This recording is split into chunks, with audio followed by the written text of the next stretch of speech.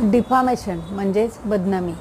Section 356 BNS म्हणजे भारतीय न्याय संहिता याच्याप्रमाणे डिफामेशनची डेफिनेशन दिलेली आहे. आता बदनामी म्हणजे काय, तर एक व्यक्ती दुसऱ्या व्यक्तीला तिसऱ्या व्यक्तीबद्दल त्याच्या इज्जतीला धक्का पोचेल असं, किंवा त्याच्या रेप्युटेशनला धक्का पोचेल, किंवा त्याच्या समाजात त्याची बदनामी होईल अशी काही वक्तव्य करणं आणि त्याच्यामुळं त्याच्या समाजामध्ये त्याची बेइज्जती होणं, याला बदनामी असं म्हणतात.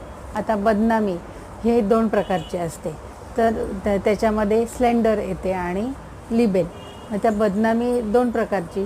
स्लेंडर म्हणजे काय, तर ओरलचा अर्थ म्हणजे तोंडी स्टेटमेंट करणं. याच्यामध्ये तोंडी नुसतं ओरल म्हटलं की तोंडानेच बोललं असं नाही. याच्यामध्ये डोळ्याचे हावभाव येऊ शकतात, नंतर हाताचे हातवारे येऊ शकतात, किंवा डोळ्याने तुम्ही खुणा करणं की तो असा आहे. तर अशा प्रकारचे जे तुमचे ॲक्ट्स असतात तर त्या तोंडाने केलेले. तर ह्याला म्हणायचं स्लेंडर डिफामेशन. आणि जे न्यूजपेपरला व्हॉट्सॲपनी मेसेजनी जर तुम्ही पब्लिश केलं तर ह्याला म्हणायचं लिबेल. तर हे लिखित स्वरूपात असतं. आता ह्या 2 प्रकारच्या बदनामी झाल्या. आता मुख्य इन्ग्रेडियंट्स काय आहेत बदनामीचे, तर पहिलं की ते स्टेटमेंट खोटं असलं पाहिजे, ते तिसऱ्या व्यक्तीबद्दल बोललं गेलं पाहिजे 2 व्यक्तींच्यामध्ये, आणि समाजात त्याची बदनामी झालेली असली पाहिजे.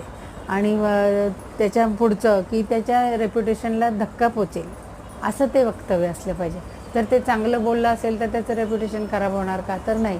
म्हणजेच ते बदनामीकारक म्हणजे त्याच्याबद्दल वाईट बोललेलं असलं पाहिजे. हे 3 मेन इन्ग्रेडियंट्स आहेत. परंतु आता समजा एखाद्या व्यक्तीचं इंटेन्शनली त्यांनी केलेलं असलं पाहिजे की ती जे त्याचे वक्तव्य आहे इंटेन्शनली त्याची बदनामी होईल असं ते वक्तव्य असलं पाहिजे. आता ह्याच्यामध्ये तुम्हाला आपण 2 प्रकारचे जे डिफामेशन आहेत, क्रिमिनल डिफामेशन आणि सिव्हिल डिफामेशन. आता क्रिमिनल केस दाखल केली तर काय होईल, तर क्रिमिनल केस दाखल केली तर त्याला इम्प्रिझनमेंट म्हणजे त्याला जेल होईल आणि फाईन होईल.